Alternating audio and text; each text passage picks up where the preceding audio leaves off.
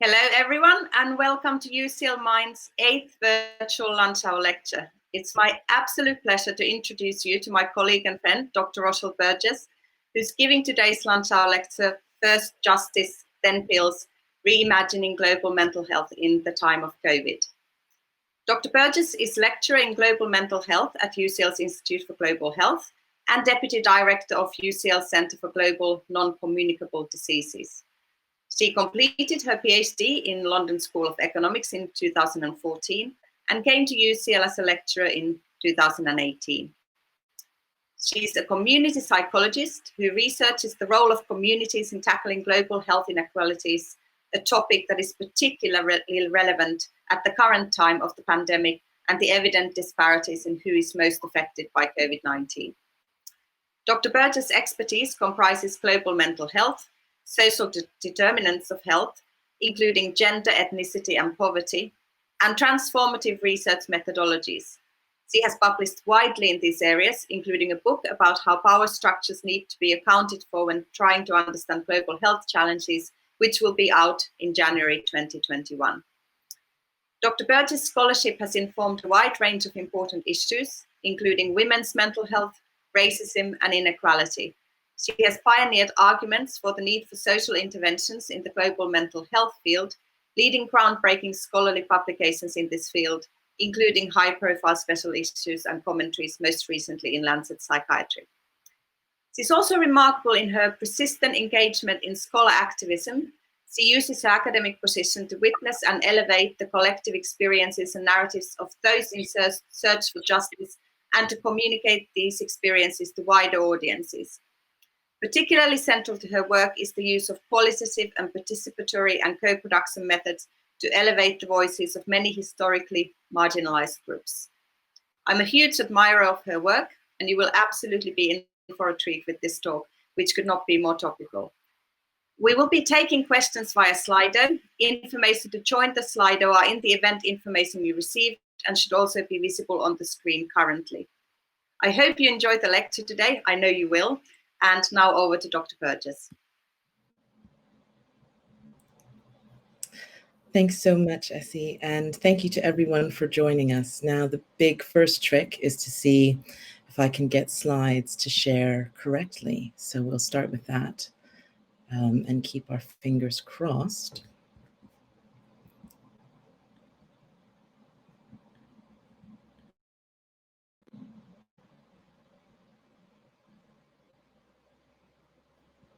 Brilliant. So, thank you so much, everyone, for joining us today during your lunch hour, particularly at a time when there are so many competing demands on our time. Recently, this morning, there was sunshine added to that list, but from where I am, we've reverted to the clouds of the British summertime. But nonetheless, it means a lot that you're here, particularly because I'm talking about something that I have felt passionately about since I began my study of psychology many, many years ago. And that, in essence, is the importance of ensuring that when we are talking about mental health and supporting the achievement of good mental health, we do so always with the context of the worlds where peoples live in mind and in focus. I believe, along with many other critical scholars before me in this field, that it will never be and never has been sufficient to simply make more mental health services available. This will only ever be one part of the picture. And we need to constantly be pushing and working towards the development and creation of societies where good mental health is possible. And for that, we need to think about a lot. We need to consider the interacting social and political realities of life, the inequalities and injustices that coronavirus reminds us so clearly have been there all along. But also alongside of that, coronavirus pushes us and creates an opportunity and a window to reimagine what mental health could be like, which is particularly important in many of the contexts where I work in countries grouped under the label of the Global South. For many years, I've worked in South Africa, recently in Colombia, and many other places. And I think what's important to remember as we sort of find ourselves in this particular moment is, in reality, it may be new, but it is not so new. This is very much not a case of not being our first rodeo. So pandemics always have social consequences and social realities. And for long as there have been illnesses of an infectious nature, the waves of outcomes related to pandemics ultimately shape not just how our physical bodies are affected, but the very ways in which we live our lives. And like many in sort of my sort of generation of global health scholars, I started my career working in the field of HIV. And that pandemic, though it feels very far from our minds now, was one that also changed everything when it arrived. It changed the way that we talk about sex. It forced us to remove taboos around talking about things like protection, condom use, who you're having sex with, why sex should be important, and really pushed us to realize that prevention is something that happens at many levels and is everyone's problem and everyone's responsibility. Also, it drove new global trade policies fueled by activism and interests in debates around corporate interests versus patient rights, around the importance and justice and fairness of having access to life-saving drugs, and the huge inequalities there were within and between countries in terms of accessing life-saving treatment for HIV. And though it took some time, we also began to acknowledge and engage with and shift to address the fact that HIV was not just a disease of the body, but was a disease that reflected the social divisions of our society, reminding us of the dangers of homophobia, criminalization of sex workers and other jobs that are high risk in relation to contracting the HIV pandemic, the dangers of stigmatization around an illness and in societies, as well as exclusion of some groups and how HIV diagnosis leads people to be pushed sometimes to the furthest margins of society. In addition to that, we began to think about these structural realities, most dominantly poverty, and the way that created sort of loops of relationships for HIV, driving both the consequences of how, driving the context that sort of contribute to the development of HIV and also worsening outcomes as a result of it. And again, over time, we began to talk about the relationship between HIV and mental illness, thinking not just about effects on the brain and cognitive abilities as sort of the long wave survival with HIV took over, but also thinking more along the relationships between HIV, structural determinants, and experiences of common mental disorders such as poverty. And I think it was what's been particularly reassuring as we find ourselves in this current pandemic and this current crisis is that it didn't take as long to think about some of these challenges that it took us a bit of time to get to grips with in terms of HIV. It feels like very early on we began to reflect about the social and political dynamics of the condition, and also about the mental health consequences of the condition. And it took weeks as opposed to years. And what we ended up with was a focus in 3 broad areas for the most part. The first of this is the mental health needs of frontline workers, which is of huge concern all around the world. For example, in the UK, the British Medical Association conducted a survey in May of this year and identified that 33% of its members who were struggling with anxiety, distress, and burnout before was made worse by the pandemic. And then, of course, there are the anxieties and worries related to other dimensions of the pandemic in their lives. For example, 56% of those surveys felt that they were only partially protected from COVID infection at the workplace, reflecting some of the early and, in some spaces, ongoing challenges with accessing PPE.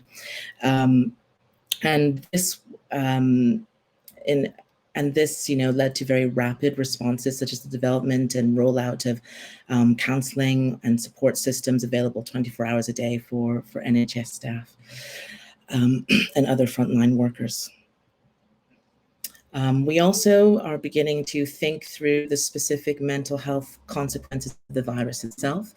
Recent publications in journals such as The Lancet have highlighted that among people who've been hospitalized for COVID and similar coronavirus conditions such as SARS, that delirium affected about a quarter of people hospitalized for COVID. So delirium is a high concern for people who are hospitalized. But beyond that, upon discharge, there are still high rates of more common mental health conditions such as depression and anxiety, with rates of around 15%, and post-traumatic stress disorder with rates of around 30%. And these PTSD rates in particular are more elevated than we would expect them to be in the general population. And then, of course, for those who may not be infected or specifically suffering from COVID themselves, there are the wider social impacts of both lockdown and related public health policies put out in response to the coronavirus pandemic all over the world. Here we are thinking about concerns and the emphasis on the dangers of loneliness and isolation to particular populations, such as those who are elderly, and ways in which this might contribute to decreases in sort of cognitive function over time in people with dementia. We also are starting to sort of see concerns around the needs of children who have been hugely affected by lockdown, and the sort of disruption to their everyday lives with the interruption of school, loss of access to social relationships and dynamics.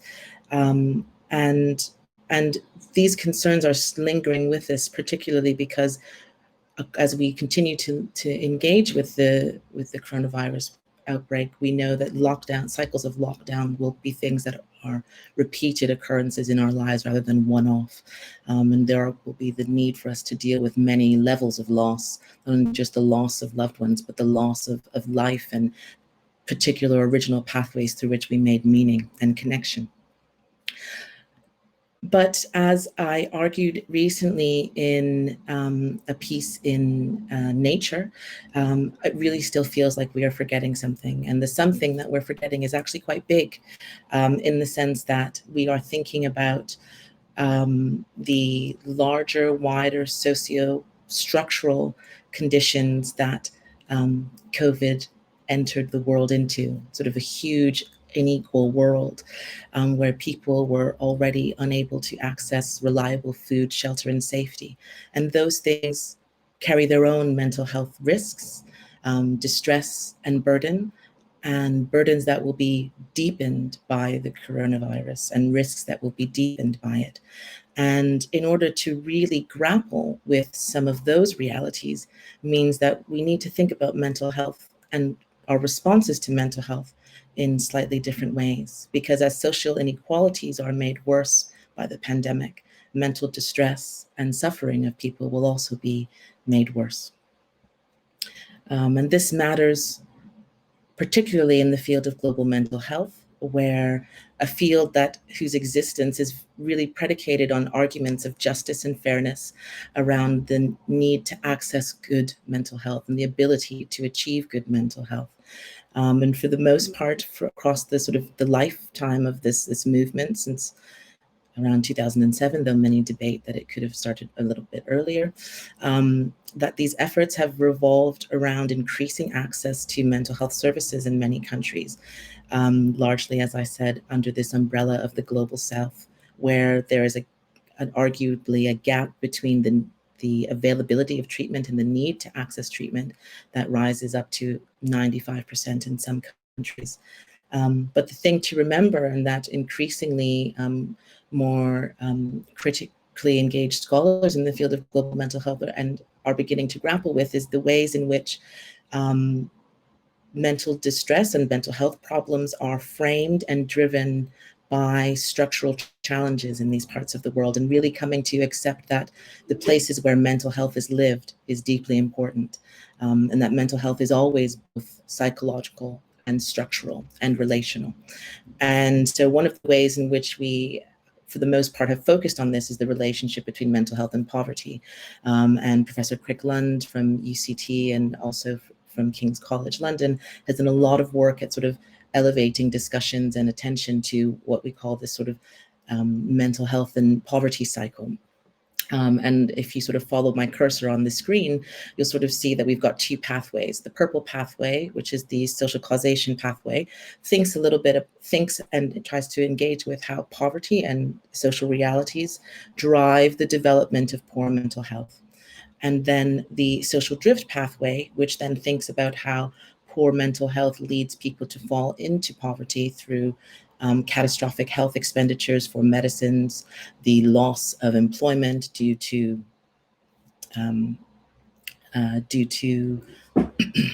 stigmatization and exclusion in society once you have sort of been identified with a mental health condition in many parts of the world.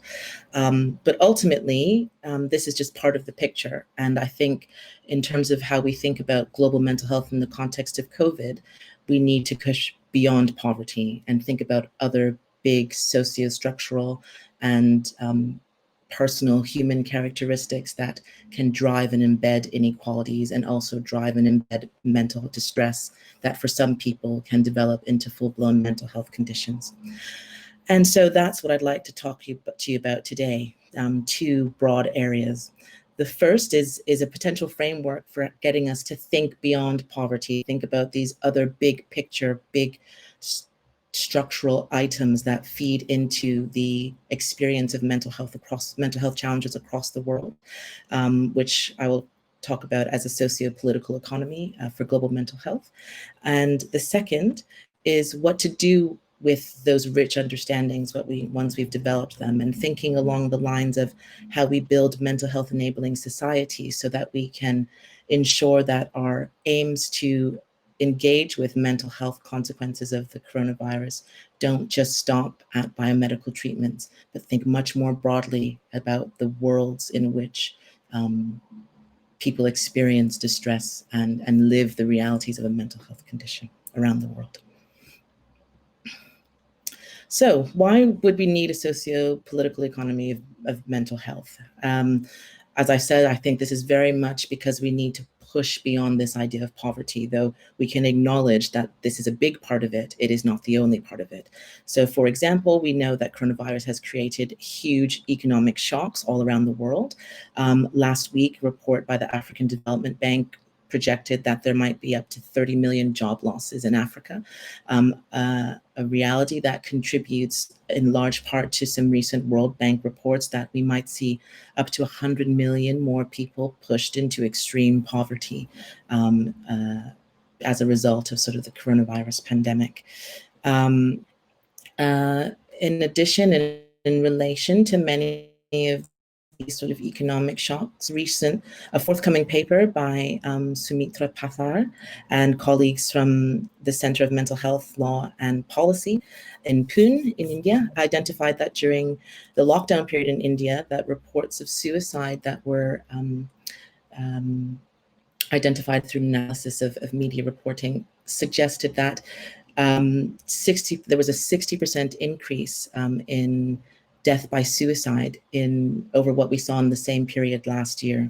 And in terms of death by suicide, that was related to, explicitly related to coronavirus. Among those deaths, we saw they were primarily male and largely among people who were heads of household and previously employed, sort of looking at that direct interaction between sort of mental health sequelae and also sort of these very real economic shocks around the world.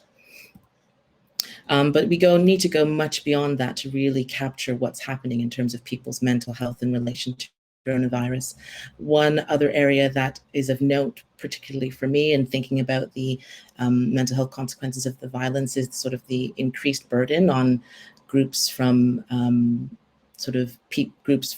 majority Black countries or for people who are people of color. In the UK, we saw biased policing with sort of recent reports by Liberty, a social justice organization, suggesting that people of color were 54% more likely to be fined under coronavirus policies in the UK than their white counterparts.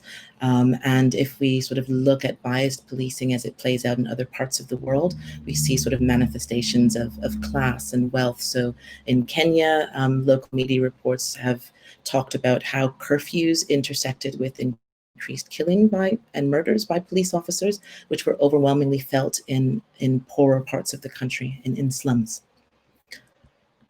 And of course, there have been increasing reports about the gendered dynamics of the impact of the virus, one of which that has garnered lots of attention and has relationships to mental health outcomes is sort of exposure to intimate partner violence and violence against women.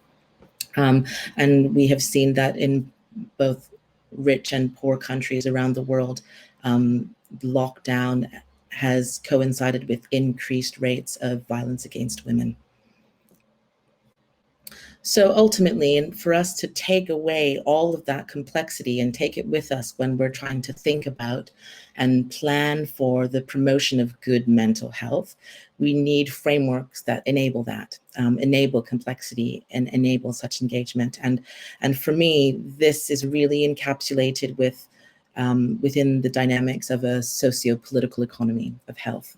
And one particular framework that I have found resonated with me recently is in a recent publication by Ted Schrecker, who is looking at the political economy of public health and particularly how ethics plays into these dynamics. And he highlights the definition of sort of the political economy of health used by epidemiologist Nancy Krieger, that really highlights that we are approaching health and the causes of disease and they're understanding them in relation to the political and economic structures that sort of organize our everyday life, thinking about processes, power, social relationships, both contemporary and historic, which I think is a really important piece of the puzzle that many frameworks like social determinants of health might miss, this sort of historicity of policies and relationships and issues that really produce and embed the social patterning of illness. And they do so because they set the parameters and the boundaries of the conditions where people live and work. And what I have added is this notion of survival. And I think by adding this idea of survival, we come to a point that is really important for thinking about future interventions and future development of support, because it allows us to have a positive space to build from that recognizes and values the agency of people. So what I'd like to do is talk a little bit about some of what myself and colleagues from India, the UK, South Africa, and Brazil have begun to think about in terms of what a social political economy for mental health or global mental health in the time of COVID might look like. A huge caveat for looking at figures like these is they are sort of two-dimensional positionings of three-dimensional worlds. But I think what's valuable about a honeycomb shape is that if you think about honeycomb in real life, it's incredibly porous and things move and bleed between the different boundaries of any shape. And so this is really what we're trying to sort of encapsulate, that at the heart of every mental distress, at every diagnosis, are social and political realities that are driven by these intersecting social, relational, and political factors. And the political economy reminds us not to simply focus on any one of them or two of them in isolation, but the ways in which these dynamics are layered, potentially reified and through systems, organizations, and sort of our everyday encounters with each other, and systems and policies that make the world go round. So to get the real sense of a figure like this, I suppose you should imagine a person. I'd like you to imagine somebody, we'll call her Mary, and she currently lives in South Africa, a place where I've done a lot of work over the past sort of 10 to 15 years, close to 15 years. But she's moved there from somewhere else. So she's not a native South African. She's moved there from another country, maybe Botswana or Zimbabwe or Nigeria. And as you move through each of these spaces of the model, you can come to realize how different dimensions of her reality and her self and her experience contribute to the experience of mental distress and risk for specific mental health conditions. But more than that, distress and risk that is deepened and doubled down through the compounding of risk and then the addition of coronavirus on top of that. So what I'll do is go through in the next couple slides some more concrete examples to a few parts of this sort of model and what that looks like in the real world. So if we start with this idea around discrimination in relation to race, xenophobia, and caste in some parts of the world where this is something that is important, countries like India, then we know that these dynamics have long-standing relationships to mental health, but also to experience of oppression. And what we have seen so far in terms of COVID is sort of a doubling down of these historical oppressions with sort of a new deepening of exposures to risk by coronavirus. So, for example, in the US and the UK, we see that Black communities are more likely to die from coronavirus. They're more likely to be exposed to coronavirus through the types of jobs that they have access to. So again, here connecting to this idea of race and class and working conditions as bearing down on risk. But something that's talked about a little bit less is sort of xenophobia, which is discrimination in relation to someone's place of birth. And what we're seeing in COVID is that sort of current policies and also longstanding policies that have potentially created barriers for people to access supports that promote their well-being have worsened have worsened under the coronavirus pandemic. So if we think about Mary, our woman, for example, we would say in South Africa, a lot of really beautiful policy has been written to sort of increase access to resources and support grants, sort of upping the value of support grants, but those are only available to people who are South African citizens. So despite the fact that Mary might live in South Africa, if she's from somewhere else, she wouldn't be able to gain access to that. In the UK, a high income country, we see the way that these sort of debates around xenophobia and sort of play out in terms of discrimination around migration status. So recent debates in the UK media about the exclusion of migrant women from the domestic abuse bill, which has recently been going through Parliament, is one particular example of this, where we see that women who did not have recourse to public funds were denied support underneath the bill that was proposed. If we move on to talk about some of the political dynamics, that sort of ties into some of these policies that I'm just discussing in the previous slide.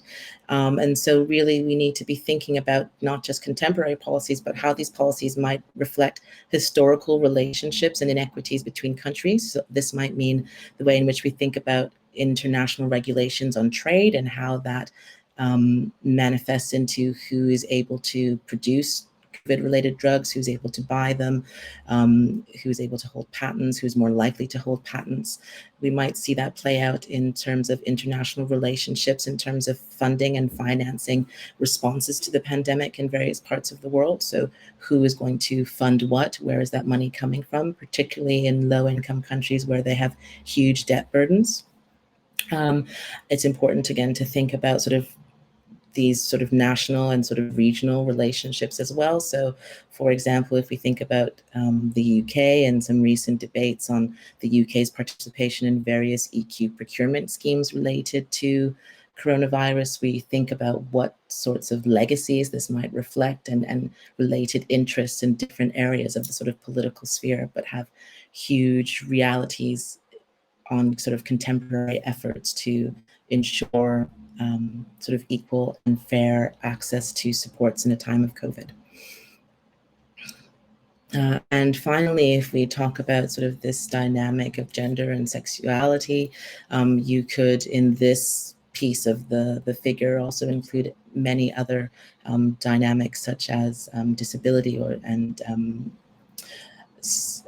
And what we think about here is sort of how sort of dimensions of personhood and norms in society might lead to increased burdens created by COVID, which have knock-on effects and consequences for poor mental health.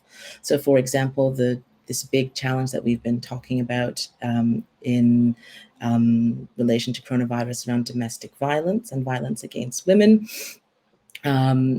has sort of there's a well-known and well-understood relationship between mental health and IPV. And so understanding that this is, again, a doubling down for women who might already be experiencing mental distress, who are then forced to sort of live in close quarters with their abusers during times of crisis.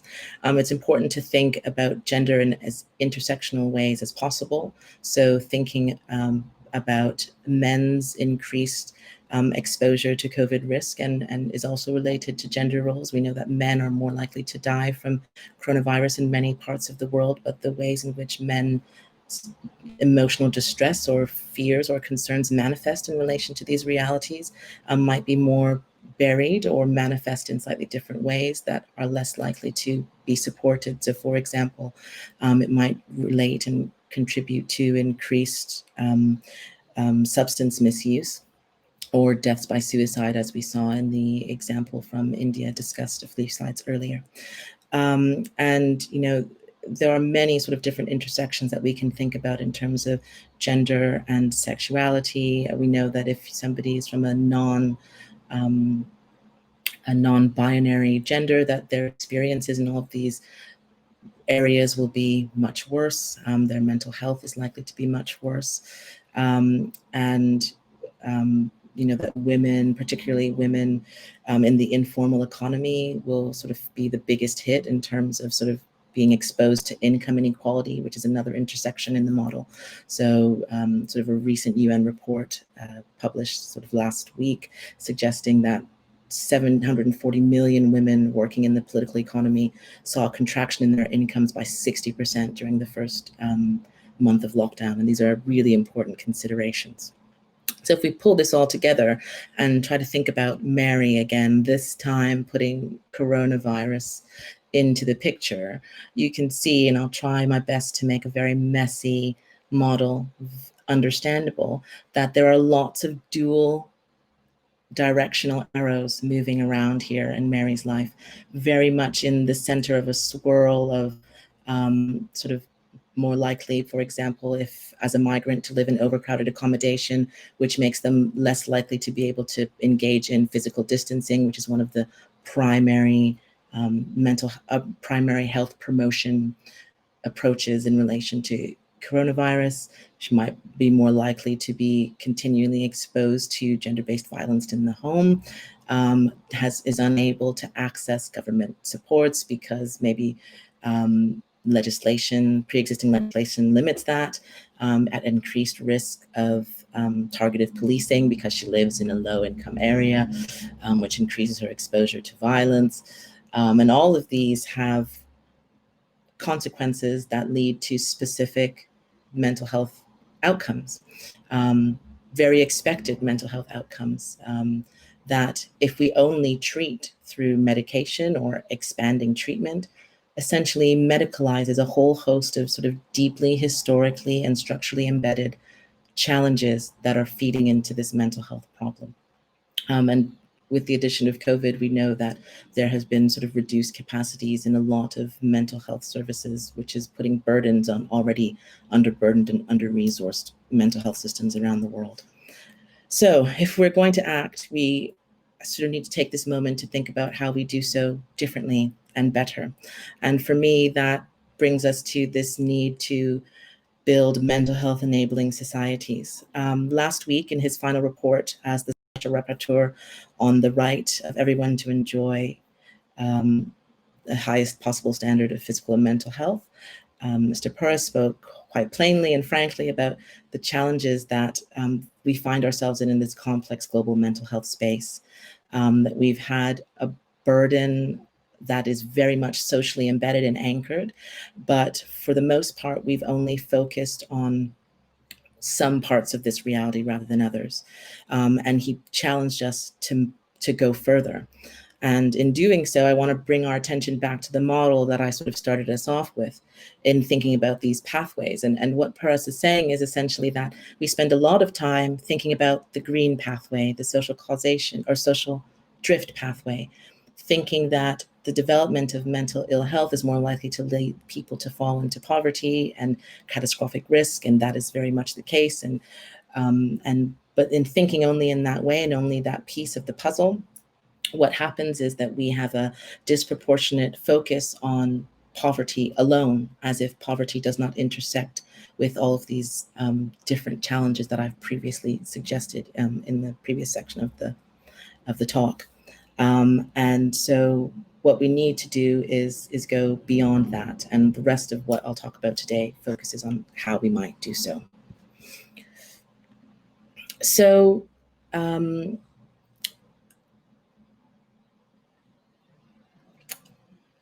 along with colleagues, about 21 other colleagues, social scientists and critical scholars who are interested in sort of the social realities of mental distress and coronavirus, we put out a sort of an open letter yesterday in Welcome Open, talking about the need to create societies where mental health is possible.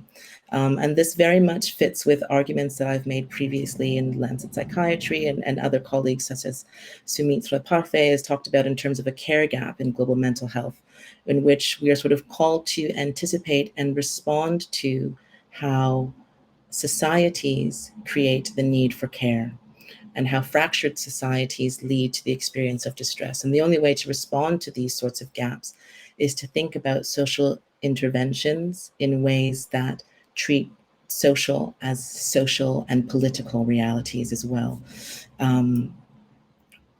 So we don't essentially over-medicalize what are very real and valid psychological responses to the worsening of already fragmented societies for many people in the world. And so we talked about a couple things in this piece. We talked about the need and the importance of really good social policy. And when we think about that, we should think about this happening at scale. So in terms of the global space, we really think that so I would argue that it's really important to advocate for eradication of and debt relief for low and middle income countries, because these sorts of structures ultimately lock countries in cycles of being unprepared to respond to crises as they emerge, and unprepared to shift funding to different health sectors as it is needed, including mental health. Of huge importance will be continuing to push for public inquiries and justice around racism and racialized oppression that is happening all around the world, that sort of creates huge sources of trauma and distress for people in all places, in all spaces of the world. And investment, and in a lot of places, reinvestment in social welfare and social protection services that have seen cuts in recent decades created by austerity policies all around the world. And so I think another thing to think about is the importance of sort of the politics of care, and thinking about how politics and policies that we develop in this context need to be acknowledging the inequalities that put people's mental health and well-being at risk. So a nice comparison that I tend to think about is the difference between the South African and the UK response. And the South African response during lockdown was to increase the amount of social welfare grants, and they were grant payments, so you didn't have to repay that money. And in the UK, these were loans on universal credit, which means at some point you needed to repay that money.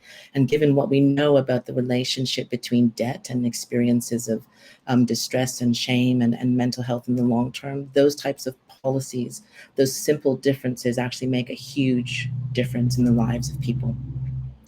And importantly also is the need to think about complex interventions. So when we are thinking about mental health interventions, are we supporting the development of interventions that maintain a focus on people's survival needs, or are we just thinking about psychologies and the psychological and neurological components of a condition?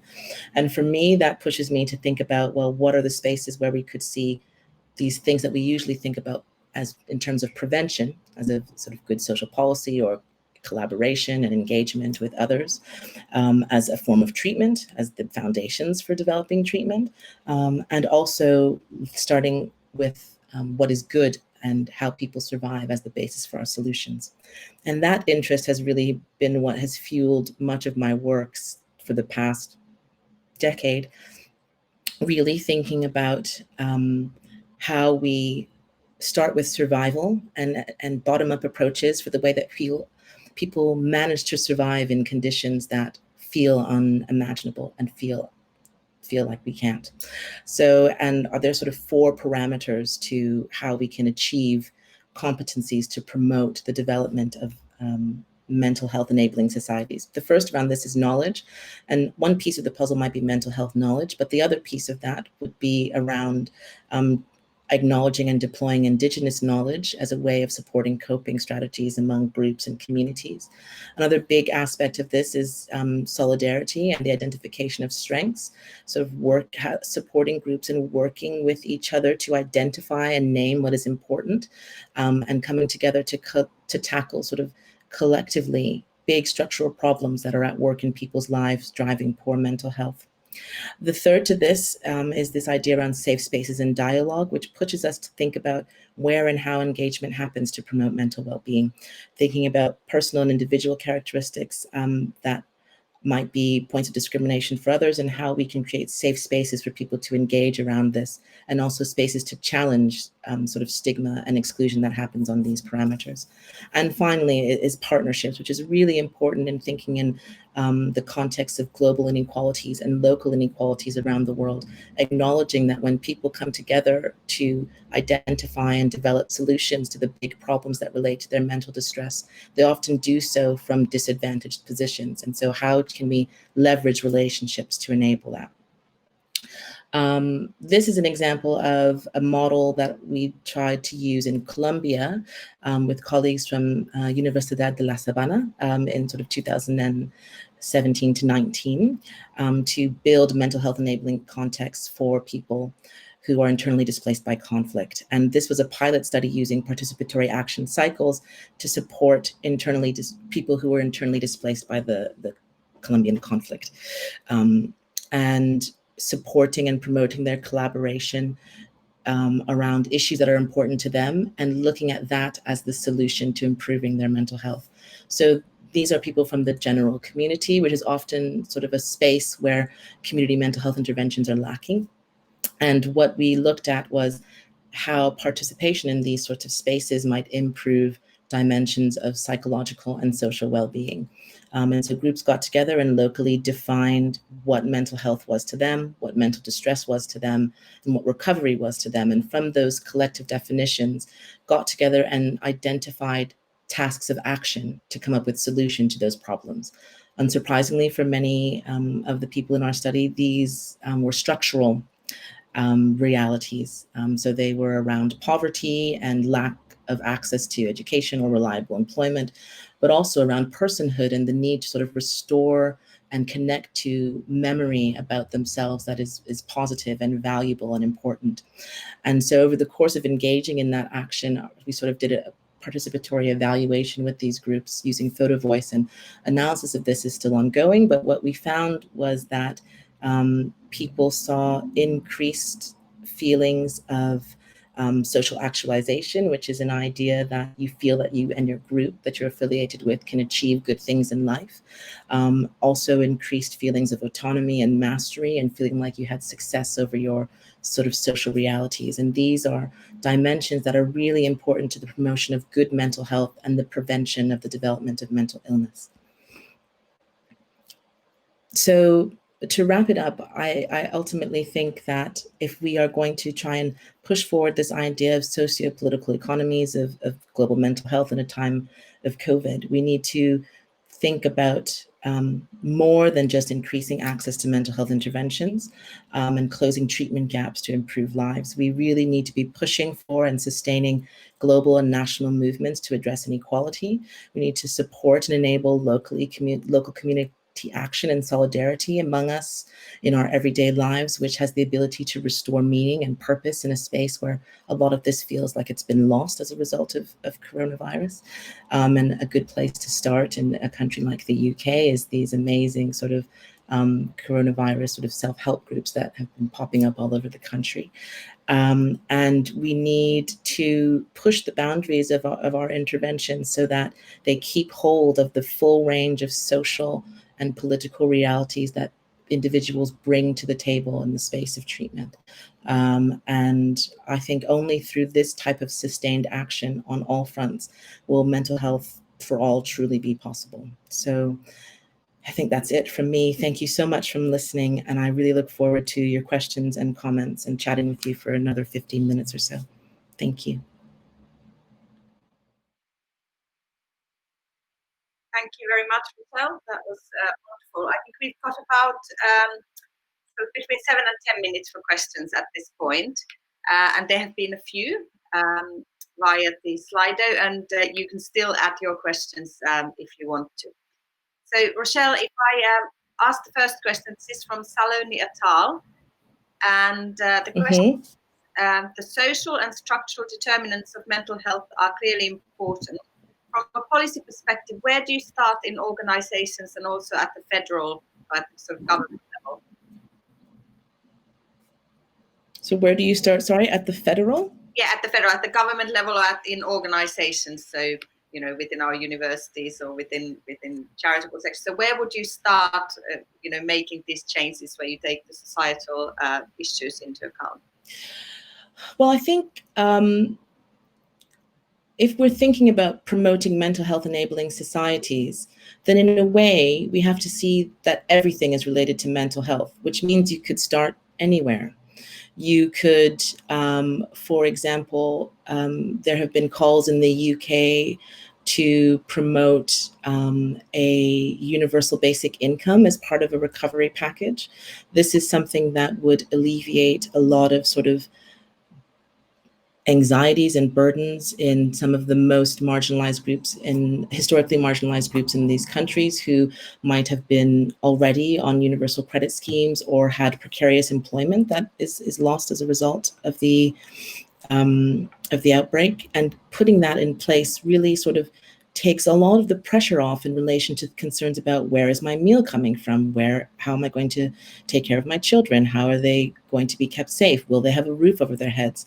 And responding to those sorts of realities through sort of high-level policy is going to have huge mental health impacts in the long term, particularly around this idea of the tsunami that people keep talking about in terms of mental health burdens related to coronavirus. I think the real tsunami will be the ways in which we compound and drive mental distress in the lives of people who are already marginalized and oppressed historically by bad policy. So if we can start making sort of good policy, thinking about income redistribution, debt relief, transitioning from sort of loans to grants, these are big types of policies that in the interim will sort of be the most protective and enabling of good mental health, I think, which goes a lot further than just having people understand the sort of signs and symptoms of depression and anxiety and suicidality, which are big, important pieces, but don't get to the root of where those experiences might come from. So there's another question which is somewhat related, which is that do you think that medicalizing mental health problems conveniently sidesteps the wider societal issues associated with mental health? And I might add to that, maybe there is a bit of an empathy deficit in that if you don't yourself suffer from poverty or various inequalities, then the most salient thing for you around mental health are those symptoms of distress. And it's perhaps harder to think about that in some other people. They may come about for a variety of reasons that you might not share. So what do you think we can do to sort of highlight that issue? Right. I mean, medicalization is a huge problem, one that we've sort of been talking about in critical psychology and critical psychiatry for a really long time. I think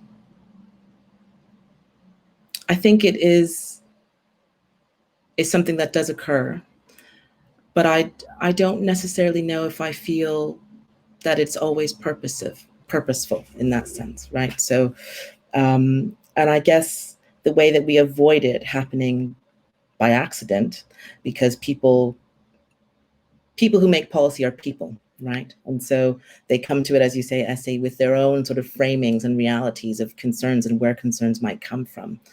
And I suppose that one of the ways in which that we can make policies more sensitive to the ways that they might result in the medicalization of distress is sort of widening the spaces where decisions and analysis and work around mental health is happening, bringing in other disciplines that think about these social science, social and political and social psychological pathways to distress, and having as many people in the room as possible, including people who experience and live with mental ill health, people who live in poverty and experience distress, having as many voices around the table when we're building our frameworks and our theories of change will avoid that. I think that's the best way to try and avoid this sort of medicalization that we keep seeing happening over and over again. And I think it's because people from the same parts of the world and the same backgrounds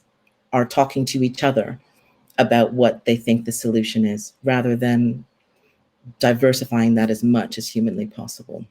Great, thank you. There's a question about children's mental health. So the question is, how has this impacted children's mental health, global mental health during this time? And how do we approach it? So their support structures have seen a major disruption worldwide, for instance, because they've not been able to attend education. Yeah, that is a really important question and a big comment. Most of my work is on sort of like young, sort of early adulthood into adulthood mental health. But from what I've seen is that we're starting to think about sort of the consequences holistically around children and coronavirus. I guess a very long time ago as a developmental psychologist, so I'm going to try and sort of dig back into those archives a bit. But in terms of the biggest sort of disruptions, this can be is initially sort of thinking around sort of like stability and safety around sort of loss of school and educational access. But when you move this to thinking in different parts of the world, being in education has been one of the most protective factors for young women who, for example, are at risk for early child marriage or forced marriage. And so closure of schools and lockdown of schools, and I think it's over 700 million young women who are vulnerable around the world are not in schools, means that we can't protect them or give them access to those types of resources.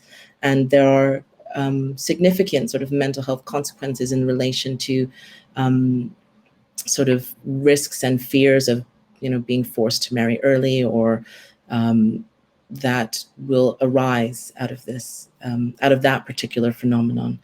In terms of what we can do about it, I think some of the clearest resources that I've seen have been developed by the WHO around parenting during the pandemic, and they've been translated into dozens and dozens of languages, and they're very short, sort of one-pagers that sort of talk about how to support children's well-being during the crisis. And they're a really sort of down-to-earth resource that use pictures and very simple language to sort of support families all over the world at at different resource levels. Yeah, I've seen those. They're great. Yeah, so there are means for us to share those afterwards for those who are interested if they contact the lunch hour. Yeah, please contact me. On the first slide, I sort of had my Twitter handle, but you can sort of Google me and then send me an email, and I can connect you to people and places where work is being done and where resources can be found. That's great. We have time for one more question. Great. And there is a question from Darini, who asks, how can we effectively measure and evaluate mental health and well-being in order to build a strong case for interventions in society? And I might add to that, that's one way. Do you think there are other ways in which we can help build the case? So measurement, that's sort of the big big challenge in sort of mental health and global mental health, isn't it? Thinking about how much our tools resonate to people's everyday lived experiences. And I think we've got a lot of sort of tools that are theoretically universal in the sense that they are acknowledged and used quite widely. One that comes to mind is sort of the PHQ-9, which is around depression, and the GAD-7, which is around anxiety. And those have been used very widely and validated and translated into many languages. And sort of these measures are very straightforward and down to earth, and in sort of looking at cognitive reflections on how much the questions sort of map onto people's realities. What I found in my work that for the PHQ-9, that it resonates quite well with women's everyday experiences in terms of trying to get at what they're going through in sort of general populations. But I think importantly, we could push our measures further. And I sort of wondered about methods where we try to develop more locally anchored measures for mental health that don't originate in sort of the Western English speaking world, using things like, for example, the Shona Symptom Questionnaire, which is used in Zimbabwe and developed in Zimbabwe around local idioms of distress, and really pushing ourselves to develop local indigenous tools to identify and connect to how people experience mental health in their lives in relations of these contexts. And I think there's lots of scope to do more of that. And I would sort of challenge and push people to do that, and try to do that in places where they can and they have the resources. And also sort of for mental health research to actually go in that space, to actually say, okay, we've accepted that global mental health is this mental health is this thing that is globally manifested, and it's a challenge that everybody faces. And can we come up with local definitions for what these challenges are, rather than having sort of these standardized tools which may or may not be helpful. Great. Now, I'd like to take this opportunity to thank you for joining us today, and I hope you enjoyed the lecture. I'm sure you did. I'd also like to give a big thank you to Dr. Burgess for her time today. It was a really, really fascinating lecture. And you will all receive an email in the next day or so with a short feedback survey. Lunch hour lectures are now over for the summer, but we'll be back with more exciting content in the autumn. And I hope you will all stay well. Thank you. Thanks very much.